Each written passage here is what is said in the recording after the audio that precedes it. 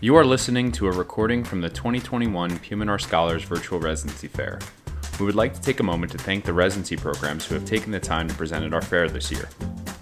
This year's PM&R Scholars Virtual Residency Fair is supported by PM&R Recap, the best resource for your physiatry clinical preparation, audition rotations, board preparation, and beyond.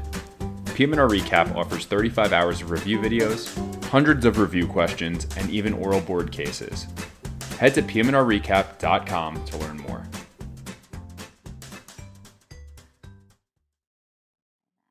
Okay, that works? We're golden. That works.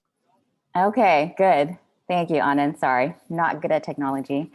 So like Anand said, I'm a fourth year at ECU / Vidant Medical Center in Greenville, North Carolina.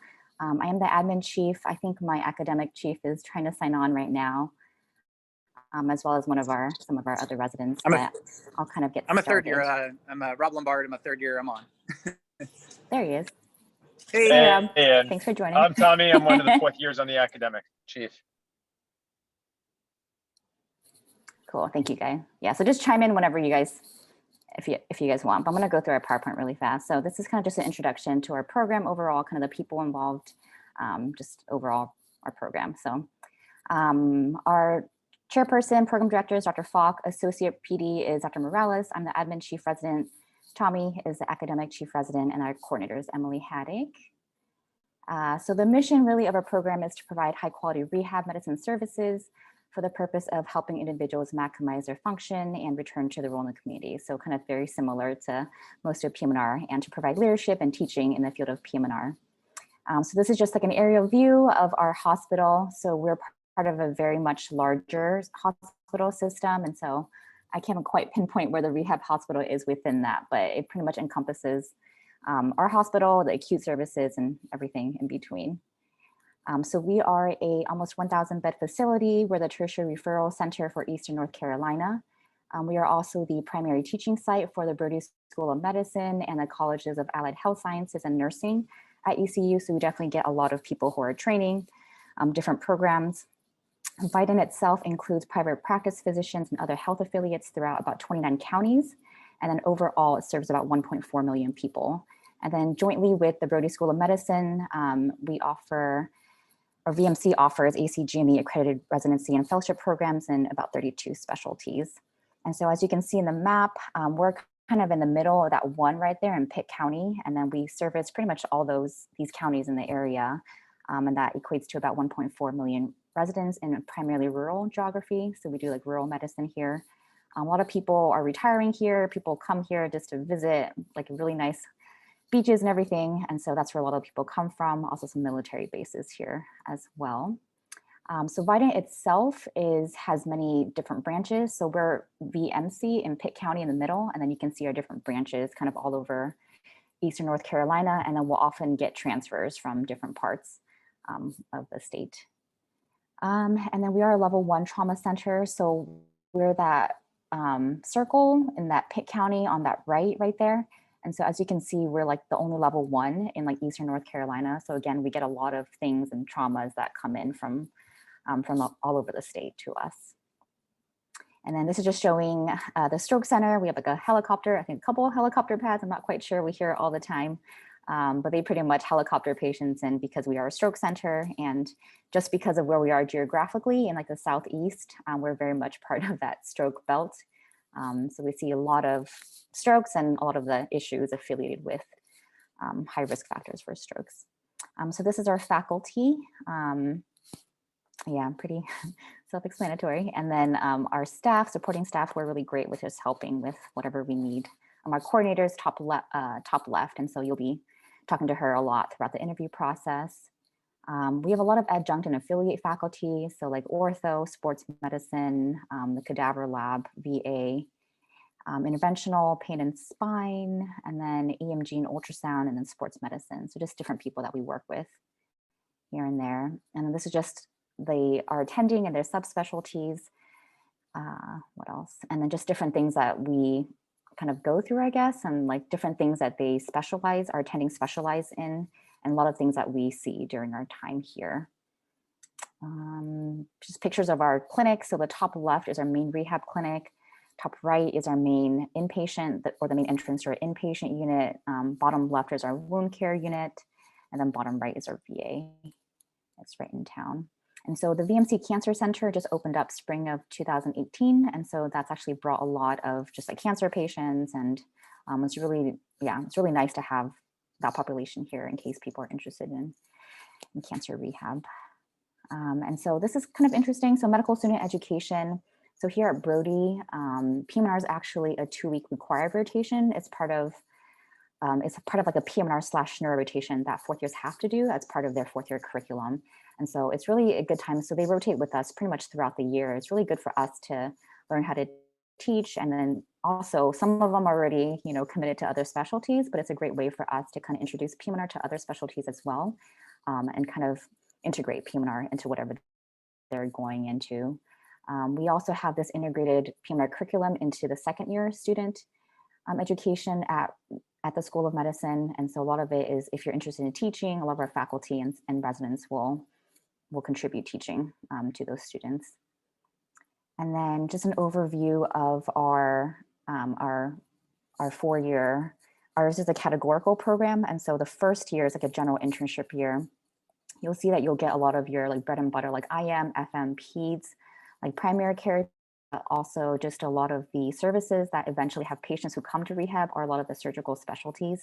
And so we work pretty closely with like ortho, neurosurgery, trauma surgery, plastics. And so it's great to just really work with them during that first year and see how it is on the acute side. And then because eventually a lot of them will come down to rehab and you'll see them eventually. PGY2 is pretty inpatient heavy for our program. And so it's primarily inpatient, but with 5 weeks of outpatient where you go and work in our rehab outpatient clinics. That's a recent change actually. We used to actually be all inpatient our second year and it was pretty heavy. And so we're trying to make changes to make it a little bit better with like less call and having more outpatient exposure early on. And so second year still is more inpatient heavy, but there's that 5 week of outpatient. Third year is about half inpatient, half outpatient. The inpatient services are like consult or inpatient senior. And then you have that 5 week of neurology inpatient, otherwise it's outpatient. And then fourth year is all outpatient, as you can see here. So just really a mix of a lot of our basic like rehab clinics, so like amputee, orthotics and prosthetics, wound, SCI, wheelchair, Botox, baclofen, MSK. And then you'll see that we also continue to work with a lot of the subspecialties that we often get patients from. So like ortho, neurosurgery, vascular, and then we go to the VA for MSK and pain. So we really get like a mix of a lot of different things in rehab here. Just benefits, 3 weeks of vacation, 12 days of sick leave. And that's not including, you get 1 week of winter break, either Christmas or New Year's, you get insurance, discounts at the pharmacy and the hospital. And then these were the salaries last year. We actually got a raise this year. So I think it's about 3,000 more, I think, if I'm not mistaken. I don't think we've gotten our first paycheck of the year yet, but it's a little bit more this year. Just other benefits, we get tickets like the ECU games, we get our lab coats, meal allowance, $1,200 a year. You get a moving expense when you move here, which I thought was pretty nice. Do they get vacation and sick leave? GME will reimburse you for when you take your USMLE or COMLEX that first year. For research and electives, you get 5 weeks third year and 5 weeks fourth year for electives. You can either stay here or you can also go out of state, and then you get travel allowances. So we've recently been talking about AAP&R, and so we get $750 from GME and then $750 from our department to go to conferences. You get $150 a year for book allowance, and then in your fourth year, you typically get $1,000 for either like a wound care course or board review, and then most people opt for the board review course, but wound care is also an option there if you want to. And then for just average numbers, so we don't have any, we don't have anesthesia or ortho residencies here. So we don't really have competition from other departments in terms of numbers. And so we really don't have issues with getting any of our numbers, to be honest. So you can see the average numbers there, but I would say all of our graduates, typically are pretty much well over like the required numbers. Even like the Botox numbers or the joint, like they're very, very few in terms of ECGME. I think we knock those out typically in like a day or two of clinic.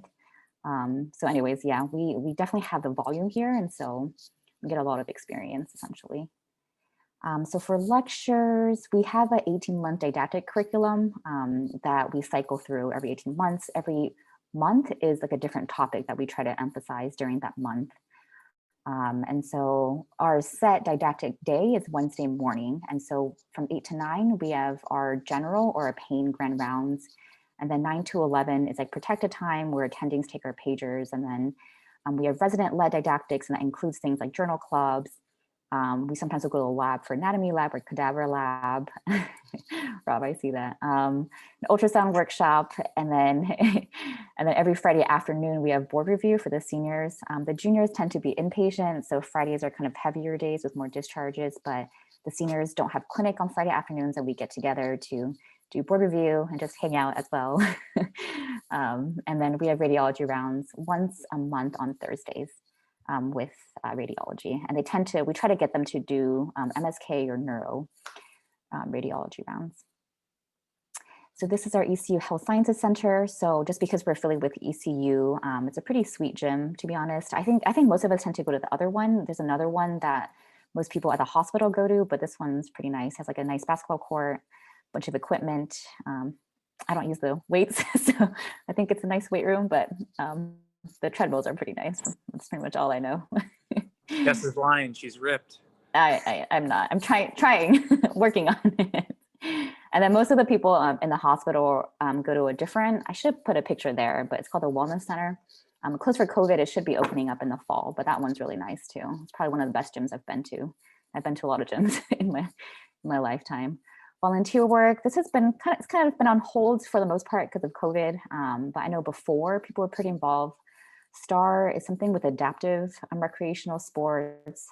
I did a lot of Special Olympics back in med school. I was trying to get that started in Greenville, but it's been on hold due to COVID. So hopefully with things getting better, then we'll start to get more involved as well.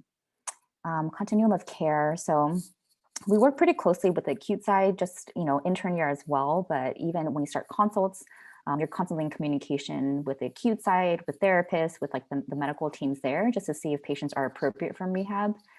We get a lot of pretty complex patients just because of like the breadth of patients that we see. And so, we work pretty closely with the acute side.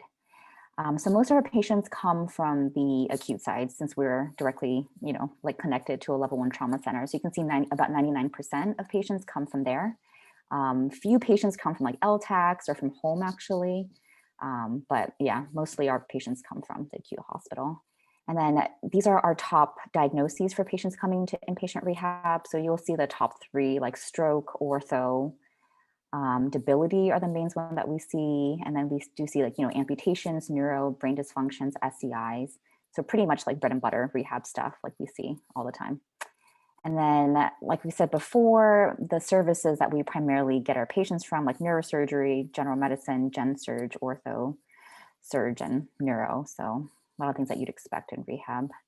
And then working as a team, and I'm getting to my end of my time, but just working as a team is really like the foundation of rehab. And I think why a lot of us went into rehab. And so here you see one of our favorite attendings there. He's our spinal cord injury director, and he does wound care, Dr. Milan. But you really work closely with the attendings and also all the therapists, like OT, PT, speech, recreational therapy. Our case managers are great, our nurses, care partners, school teachers, or we have like child life specialists for our peds population. CARF accredited for, we have 6 or 5, I think. So general rehab, we split into 1 and 2 for like more complex patients. And then we have spinal cord, brain injury, neuro, and then peds. So 5. Yeah. And those when we had those 60 weeks for PGY2 year, 10 of those weeks are combined. So the PGY 2 year, you're doing GR2, general rehab 2, also with pediatrics. So. Yep. So you get all of that during your second year. So definitely learn a lot second year. And there's about 5 minutes left, Jess. Okay, thanks, Anand. 55 beds, it's pretty much split. And then outpatient, we also have accredited outpatient services. They're located just right next to our inpatient unit. That's where it was before COVID. I'm not sure if they're still there actually, but they were right next to our inpatient unit before. Highlights 100% pass rate with our recent graduates with their boards, full accreditation. We do get those electives, 3rd and 4th years in case you want to look into different subspecialties. Again, our numbers aren't really any issues. And then we're actually the longest tenured program in North Carolina. Academic highlights, yeah, the Wednesday morning grand rounds, protected time for didactics 9 to 11, and the Friday afternoon board review sessions, ultrasound, cadaver labs, things like that. Post-residency, people really do a bunch of stuff. I think it trends different years. I know the last class that just graduated, a lot of them went into interventional pain and spine. I think my class might be more of a mix, but just really depends on the year. And then bonding, these are kind of old pictures. I need to update these, but yeah, we do have a lot of fun. I should probably put more pictures there, but for me, like the biggest draw was like the culture and the people in the program. And I think that definitely has held true in all my years here. So I think that's pretty much it.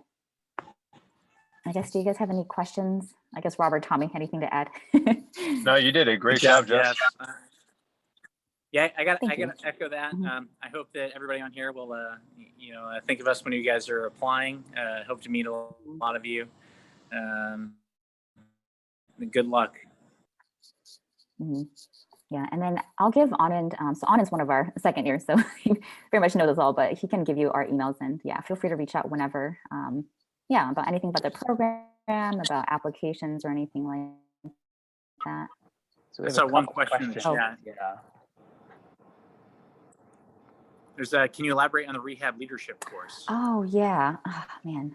So I know George, so one of our co-residents did it. I know our program director, Dr. Falk, has a whole curriculum that you go through for rehab leadership. And then during your elective time, if you're interested in that, then he's willing to, then you do different things along with it.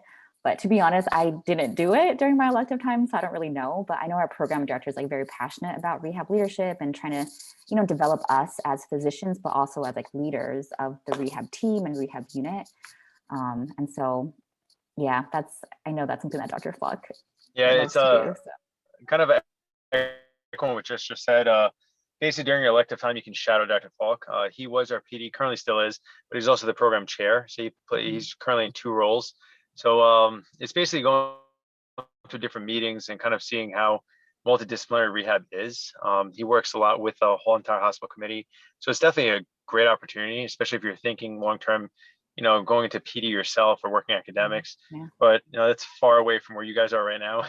But it's a good perk to have. I didn't do it, but I can now looking back, I wouldn't have minded doing a little bit of it, but it is a great opportunity. Have about 2 minutes left. You guys want to talk about some of the perks of living in Greenville or being in Eastern North Carolina and like the move, especially Jess, you kind of came from the side of the country, stuff like that. Yeah, real quick before getting into that, I saw there's another question about Omt exposure. Basically during didactics, we do have some lectures we get hands-on exposure to that. The class itself is mixed. We have, I want to say close to like 40-60% between DO, MD.